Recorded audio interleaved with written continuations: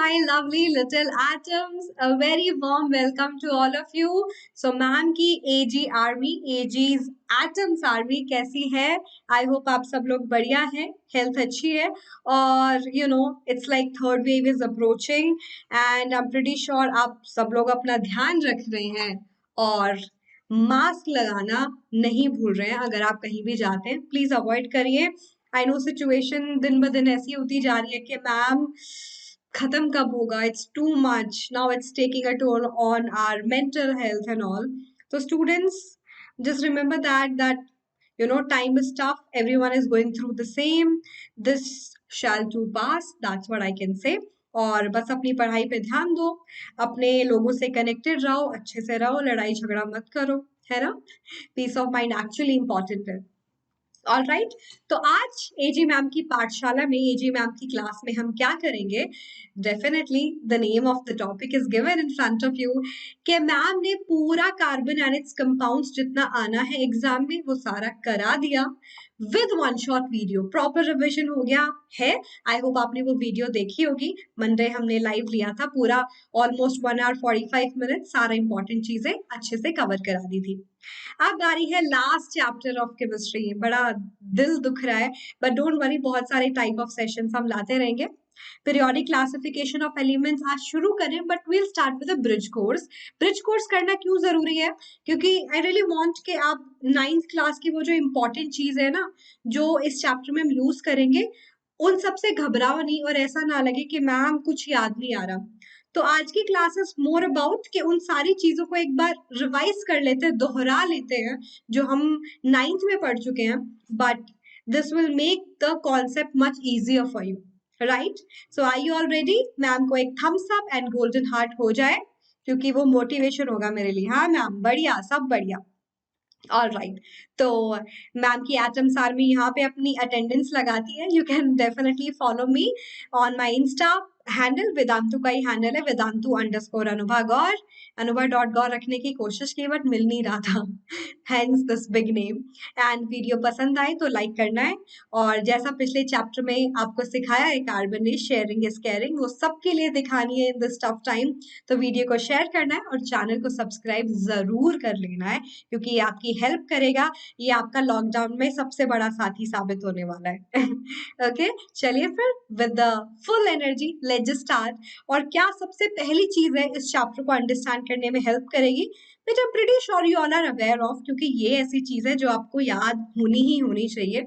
Is like symbols of different different elements. तो एक बार recall करते हैं सिंबल्स क्या होता है. सिंबल्स होते हैं that short hand notation, that representation of an element, एक सिंबॉलिक रिप्रेजेंटेशन.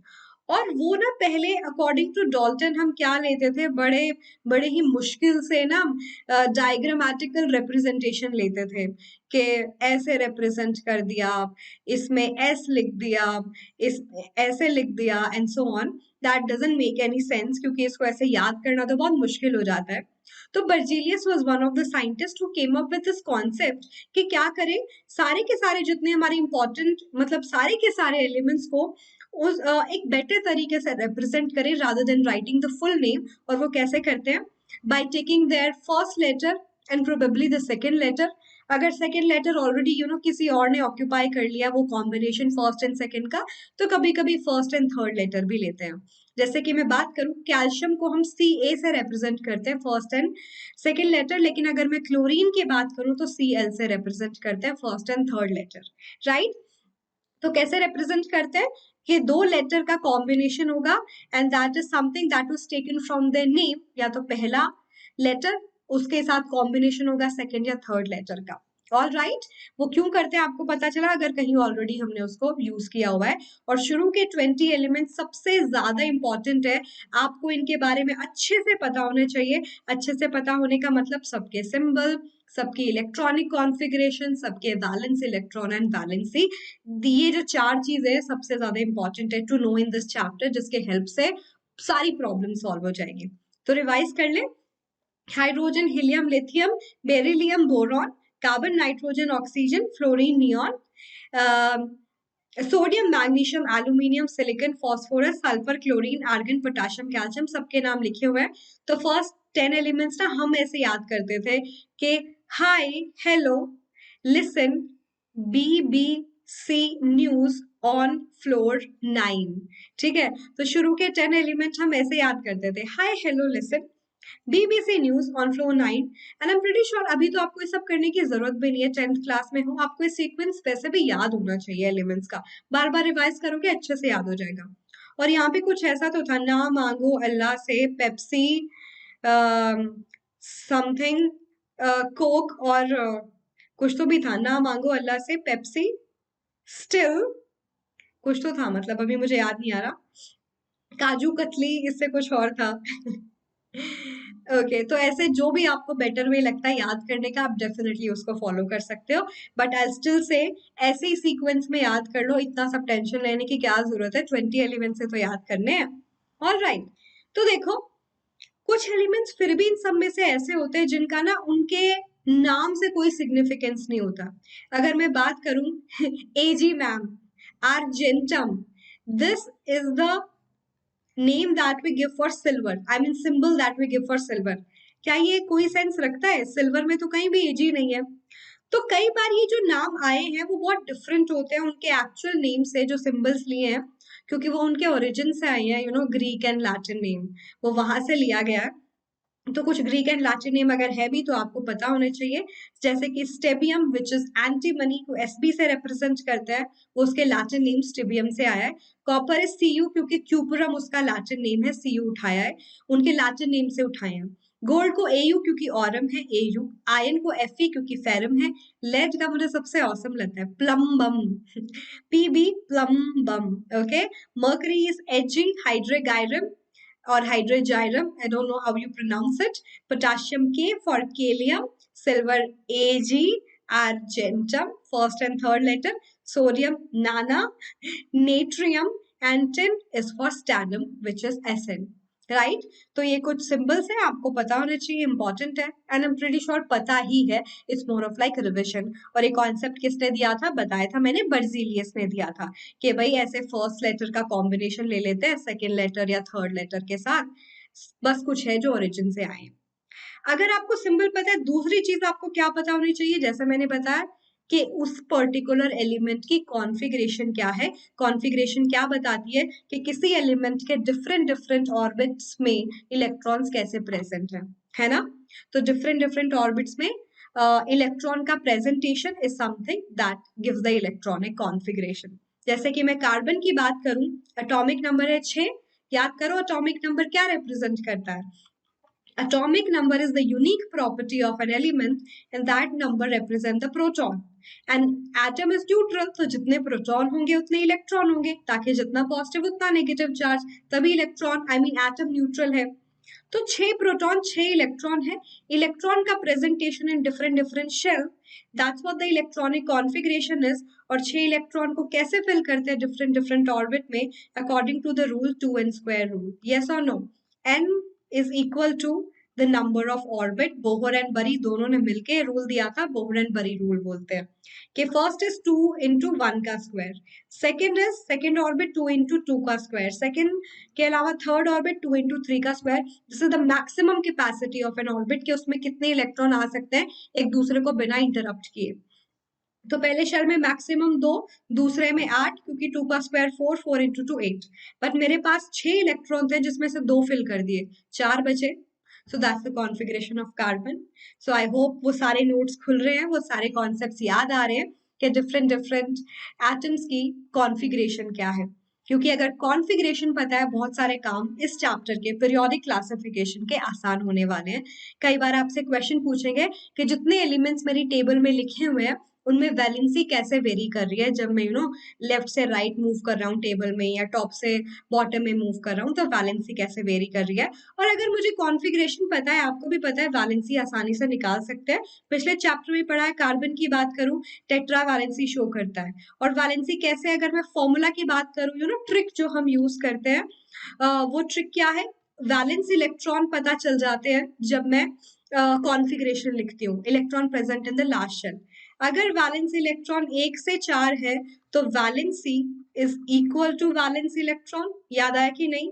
अगर वैलेंस इलेक्ट्रॉन 4 से ज्यादा है तो वैलेंसी होती है 8 माइनस वैलेंस इलेक्ट्रॉन, मतलब 8 के क्लोज में है वैलेंसी, 5 6 7 ऐसे ऐसे। तो they tend to gain the electron, और वैलेंसी यही तो होती है कि कितने इलेक्ट्रॉन कोई भी एलिमेंट गेन लूज या शेयर कर रहा है to combine with the other atom, वो दूसरे से कैसे कंबाइन कर रहा है। तो valency is one of the property we can जज। और दूसरी बात, predicting the property of a group of elements, यानी कि जब हम बहुत सारे एलिमेंट्स लिखते हैं, अगर मुझे पता चल गया कॉन्फ़िगरेशन लिख के कि ये सारे एलिमेंट्स ना same type of configuration show कर रहे हैं, और सेम से मेरा मतलब है उनके लास्ट शेल में जो इलेक्ट्रॉन है, उनके जो वैलेंस इलेक्ट्रॉन है वो सेम है। अगर वैलेंस इलेक्ट्रॉन सेम है, मतलब वो सारे एलिमेंट्स कहीं ना कहीं सेम तरीके की केमिकल प्रॉपर्टी शो करेंगे। तो अगर कॉन्फ़िगरेशन पता है, वैलेंस इलेक्ट्रॉन पता है, वैलेंस इलेक्ट्रॉन पता है तो वैलेंसी भी पता है, और ये भी कि वैलेंस इलेक्ट्रॉन की हेल्प से आई कैन जज they are going to show the same kind of a property. So that's a very good and very important concept, हमें पता होना चाहिए। इसी के साथ बता दो जरा, पोटाशियम और कैल्शियम में कितने वैलेंस इलेक्ट्रॉन है? बच्चों वाला सवाल नहीं है, आप लोगों के लिए तो होना चाहिए। पोटाशियम का एटॉमिक नंबर 19, कैल्शियम का 20। कोई शक? चलो जल्दी से आंसर दो, मैं 5 से काउंट करती हूँ बैकवर्ड्स। 5 4 3 2 1। डन। तो पहले शेल की कैपेसिटी 2, सेकंड की 8, थर्ड की है तो 80, बट बोर एंड बरी ने ऑक्टेट रूल भी दिया था और बोला था कि पहले 8 इलेक्ट्रॉन फिल करो, अगर 2 तक ज्यादा है ना तो अगले शेल में फिल कर दो, हम अपने रूल में इतनी डिस्क्रिपेंसी लाने देंगे। उसके पीछे वैसे लॉजिक थोड़े और है, बट वो आप 11th क्लास में सीखोगे, ठीक है। 2881, 19 इलेक्ट्रॉन, 19 इलेक्ट्रॉन फिल करने थे। 2882, राइट। आने तो चाहिए 18 तक, लेकिन 8 ऑक्टेट रूल फिल करेगा, और 2 तक इलेक्ट्रॉन मैं अगली शेल में डाल सकती हूँ आसानी से। याद आया कि नहीं आया? तो वैलेंसी भी बता दो, वैलेंस इलेक्ट्रॉन कितना है? 1 2। वैलेंसी अगर कैसे है, वैलेंस इलेक्ट्रॉन 4 तक है, वही उसकी वैलेंसी है ना? याद आए कि नहीं? तो वैलेंस इलेक्ट्रॉन में कोई गड़बड़ी तो नहीं होनी चाहिए, पता है इसके वैलेंस इलेक्ट्रॉन कितने हैं? 1, क्योंकि लास्ट शेल के इलेक्ट्रॉन को वैलेंस इलेक्ट्रॉन बोलते हैं। 2, और फिर वैलेंसी भी बता सकते हो कि अगर 4 तक है वैलेंस इलेक्ट्रॉन, वही उसकी वैलेंसी है, मोर एंड बरी ने दिया था। ऑक्टेट रूल को भी ध्यान रखना है कि कोई भी एलिमेंट स्टेबल तब होता है जब उसके लास्ट शेल में 8 इलेक्ट्रॉन होते हैं, वो ऑक्टेट रूल होता है, एक्सेप्ट फर्स्ट शेल। बेचारा इतना छोटा है, उसकी कैपेसिटी 2 इलेक्ट्रॉन की है, तो आप 8 कैसे फिल कर सकते हो, है ना? तो पहले वाले को भूल जाओ, डुप्लेट, ड्यू का मतलब 2, पहले वाले के लिए डुप्लेट रूल लगता है, बाकी सबके लिए ऑक्टेट रूल लगता है, राइट। और वैलेंसी बेसिकली अगर मुझे आपको डिफाइन करनी हो, कोई भी एलिमेंट बेसिकली करना क्या चाहता है, वो किसी दूसरे एटम के साथ कंबाइन करना चाहता है most of the time.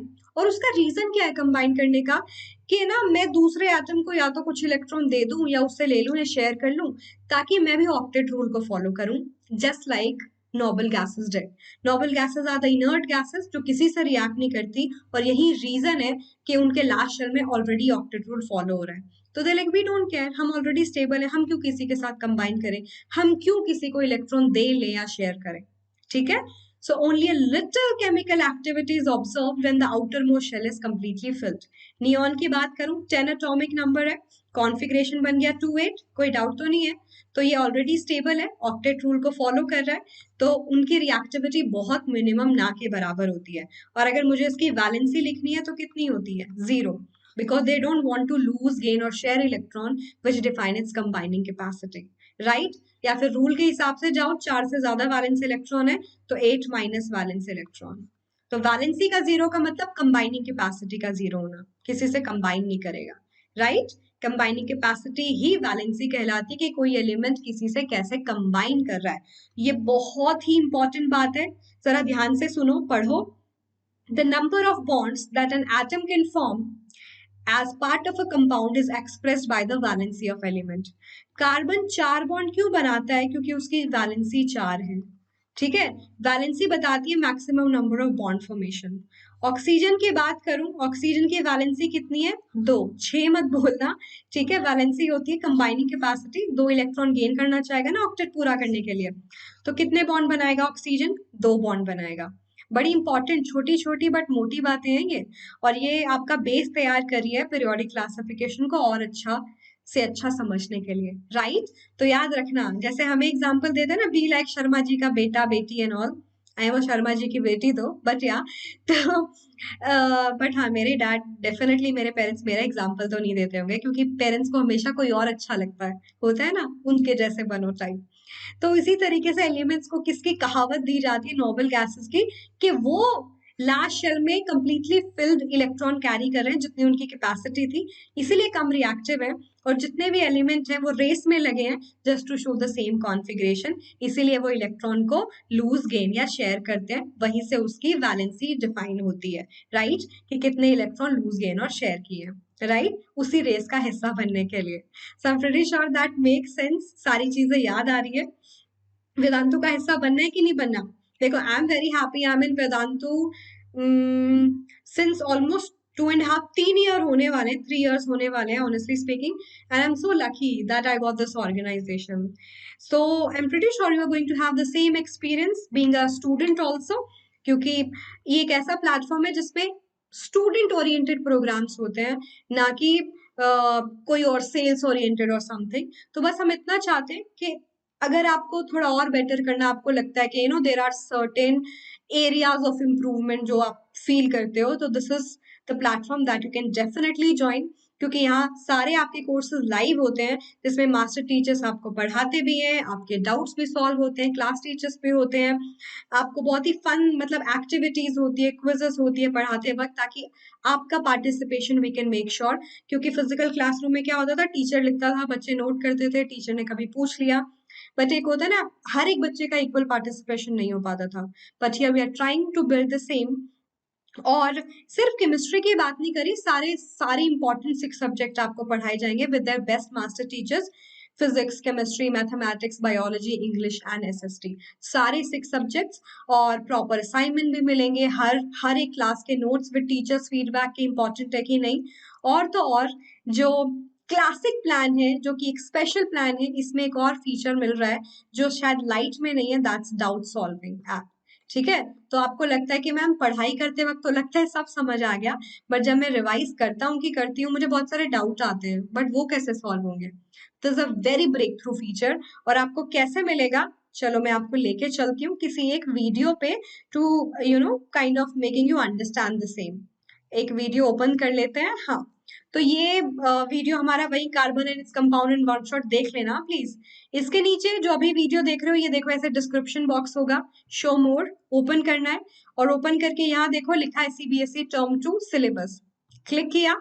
Click करते ही आपको क्या करना है, सेम प्लान आया टर्म 2 का, कि आपको सारी क्लासेस मिलेगी, लाइव टेस्ट, प्रॉपर एनालिसिस करके रिपोर्ट कि आपके गलतियां कहाँ कर रहे हो, असाइनमेंट, नोट्स, और even we are going to start, जैसे सिलेबस कंप्लीट हुआ ना, मॉक टेस्ट भी शुरू करेंगे, ताकि आप वो पेपर के एनवायरनमेंट को मिमिक करके ना वो सारा स्ट्रेस एंजाइटी भूल जाओ और सीख सको।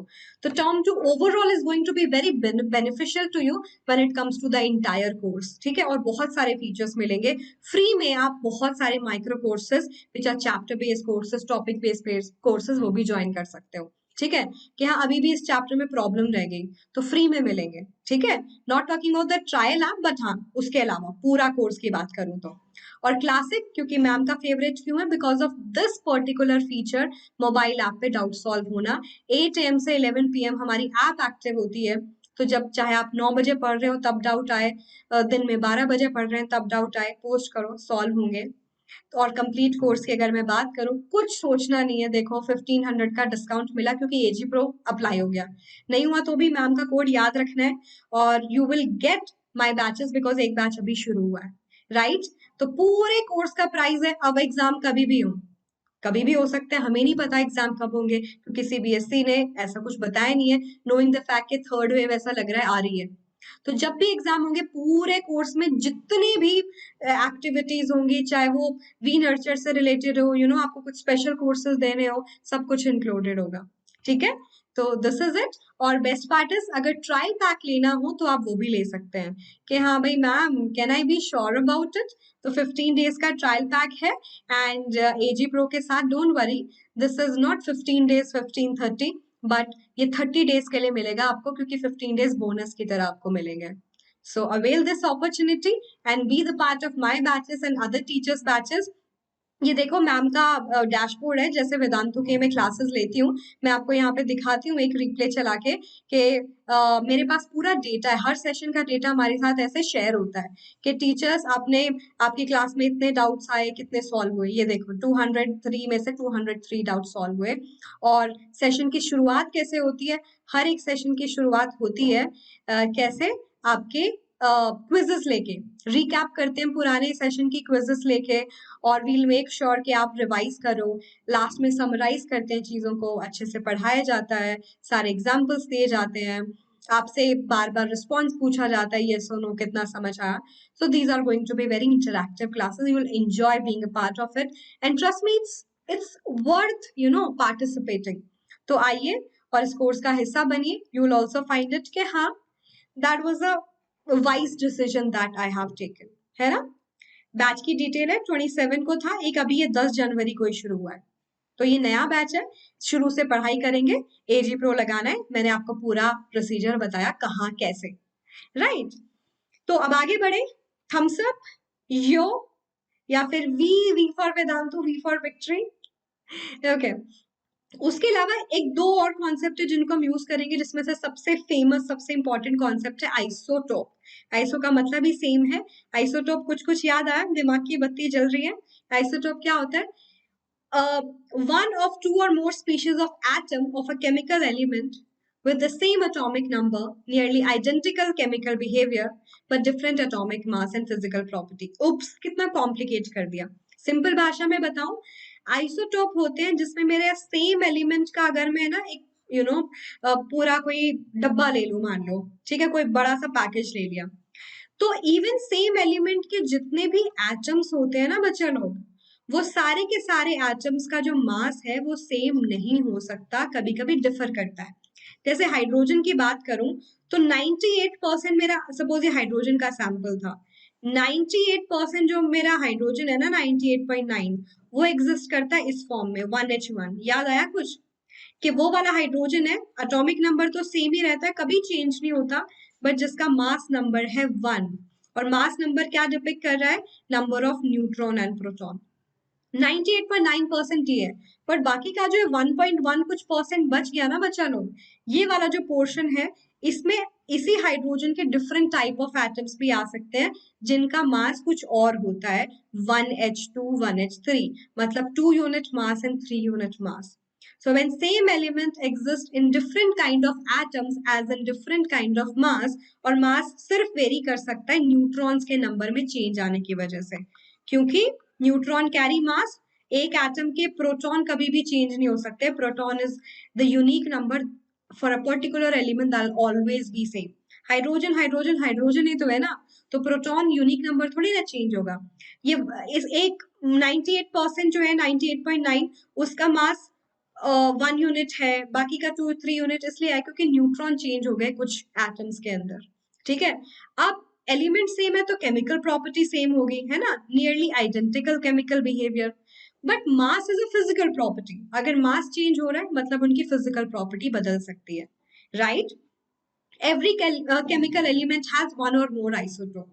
So let's revise whatever I said. Isotopes होते हैं same element के atoms का different मास में एग्जिस्ट करना, ठीक है, जिसकी वजह से मे बी उनका केमिकल बिहेवियर चेंज नहीं हो रहा, बट फिजिकल बिहेवियर, उनकी फिजिकल प्रॉपर्टी चेंज हो जाती है, राइट। Make sense everyone? चलिए, हाइड्रोजन के 3 आइसोटोप है, 1H1, मोस्टली जितने भी एलिमेंट्स है ना वो आइसोटोप की फॉर्म में एग्जिस्ट करते ही करते हैं, इसको हम प्रोटियम के नाम से बुलाते हैं, ठीक है, सिमिलर टू प्रोटॉन, क्योंकि इसके अंदर एक प्रोटॉन है बस, न्यूट्रॉन है ही नहीं।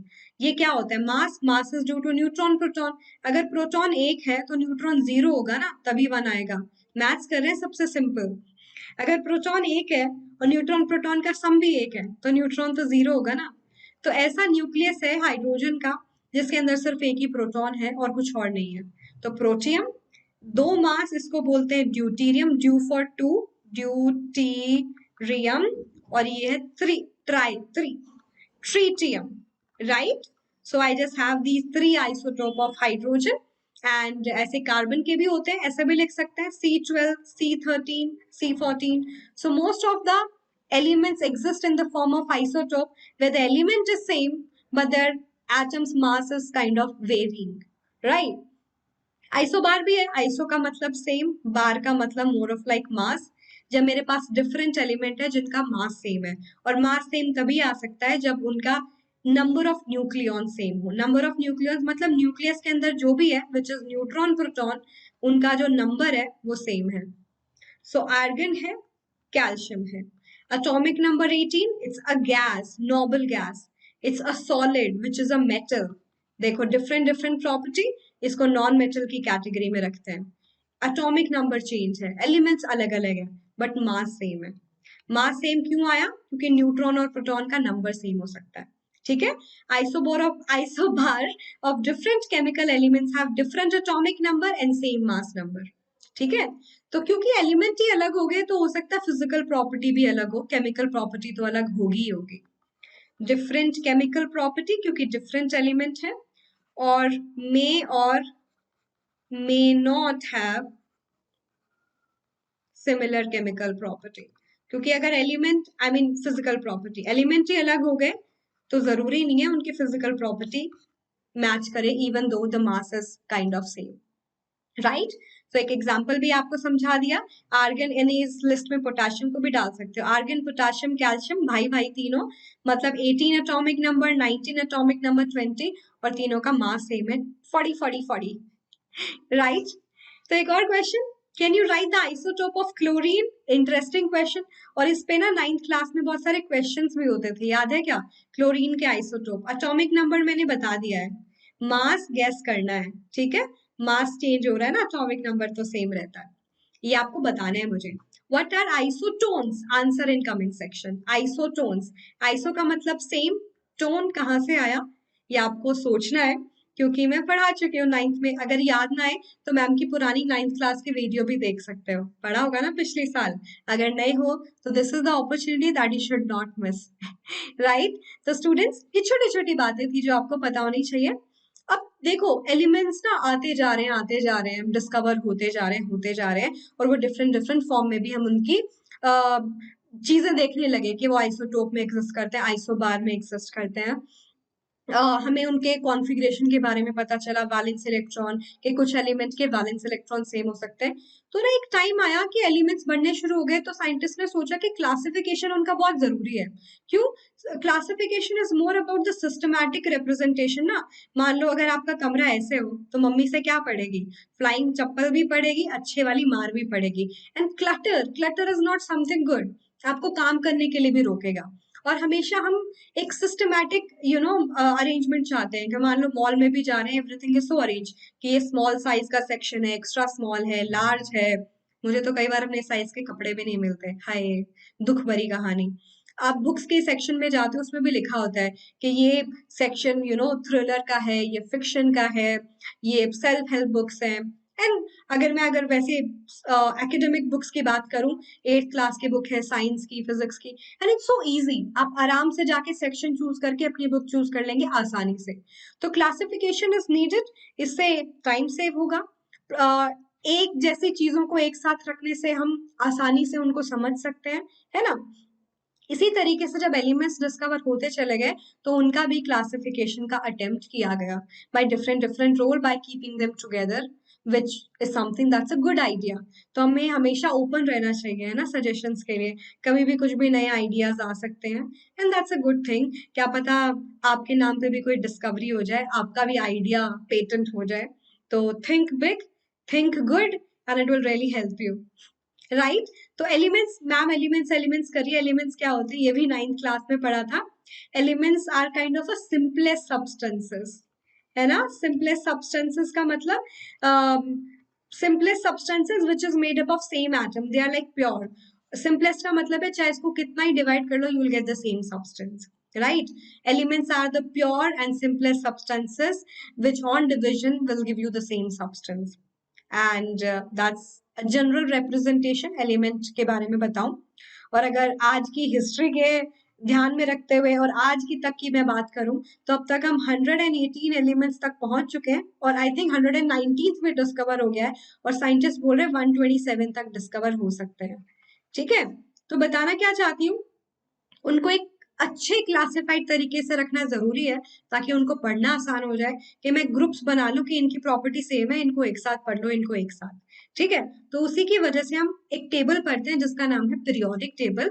और पीरियोडिक वर्ड का ही मतलब है that repeats after a certain interval. Repeats after a certain interval.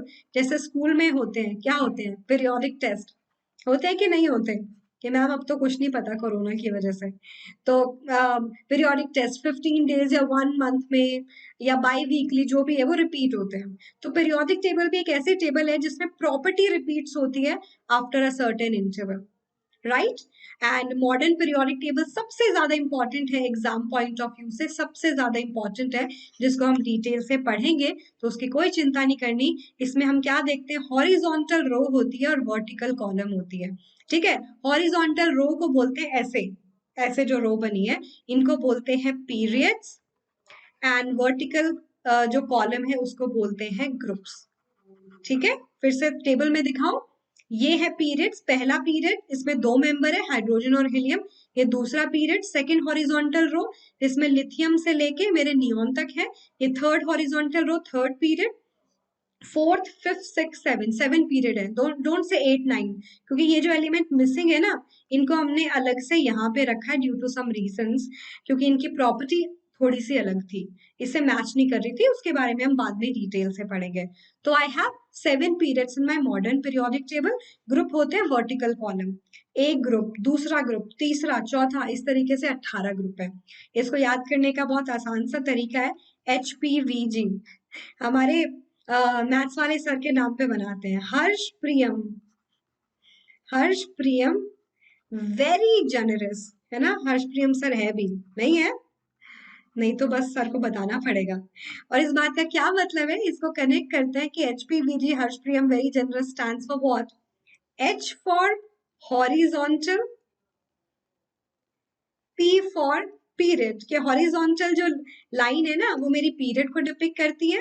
V for vertical, और वर्टिकल किसको रिप्रेजेंट कर रहा है? ग्रुप को। Make sense, right everyone? कई बच्चे वैसे मुझे बोल चुके हैं कि मैम हम 5th चैप्टर भी पढ़ चुके हैं आपकी पुरानी वीडियोस देख के, which is a great thing. तो इस टेबल को डिटेल से पढ़ेंगे और देखेंगे कि कैसे जब हम ऐसे लेफ्ट से राइट पीरियड में मूव करते हैं, टॉप टू बॉटम ग्रुप में मूव करते हैं, एलिमेंट्स जो उसमें अरेंज है उनकी प्रॉपर्टी कैसे कैसे चेंज कर रही है, राइट। तो बिल्कुल करेंगे, 100% करेंगे। एक छोटा सा डू यू नो फैक्ट बताना है। Do you know some of the elements in the periodic table are man-made and hence synthesized in laboratory only? And the most part that if I really want to tell you here about the data, that can vary book to book, but ऐसे बोलते हैं कि 92 elements ऐसे हैं जो natural हैं, obviously. बाकी के जो सब हैं वो man-made है। तो आपको एक छोटा सा बात बतानी है कि name the scientist who synthesized most number of elements in the lab. That's a good question. थोड़ा इंट्रीग्ड होना चाहिए इंसान को, ऐसा नहीं कि बुक में जो लिखा है बस वो पढ़ लो। You should know more and more things, क्योंकि ये आपके माइंड को ओपन करेगी for new perspective, and life में बहुत जरूरी है। ठीक है, तो please do let me know the scientist who synthesize most number of elements, और अगर कुछ उनके एग्जाम्पल, उनके नाम भी दे दोगे तो इट्स लाइक सोने पे सुहागा, cherry on the cake, right. तो ये डेफिनेटली आई रियली वांट। तो ये छोटा सा एक कोर्स था that will help you to connect to this chapter better. मैं एक क्विक समरी के हिसाब से बताऊं, एलिमेंट कौन होते हैं, उनके सिंबल क्या है, उसके वैलेंस इलेक्ट्रॉन कैसे निकालते हो, वैलेंसी कैसे निकालते हो, और आइसोटोप आइसोबार का कॉन्सेप्ट क्या है। these are something that will help you to understand this chapter better, and obviously first 20 elements को याद करना बहुत जरूरी है, तो प्लीज कर लेना। और वेदांतों के batches are open for you, don't be too late, क्योंकि यहाँ पे लेट होना अच्छा नहीं है।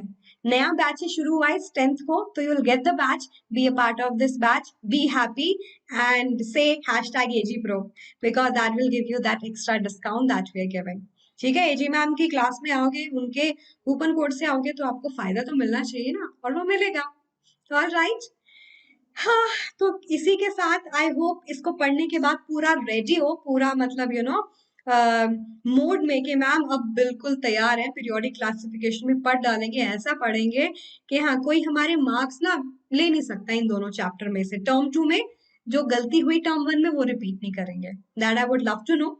जितने भी छोटे छोटे क्वेश्चंस पूछे हैं, प्लीज उनका आंसर मुझे कमेंट सेक्शन में देना। That will really mean a lot to me. और अगर आपको लगता है कि आपके दोस्त भी कुछ ढंग से पढ़ाई नहीं कर रहे, वीडियो नहीं देख रहे हैं, तो प्लीज शेयर करना जितने भी आपके पॉसिबल ग्रुप्स हैं। एंड ये भी देना है, हम सब कंजूसी नहीं। और सब्सक्राइब कर लेना। अगली बार मिलेंगे, तब तक के लिए take care of yourself, be safe, hasta la vista.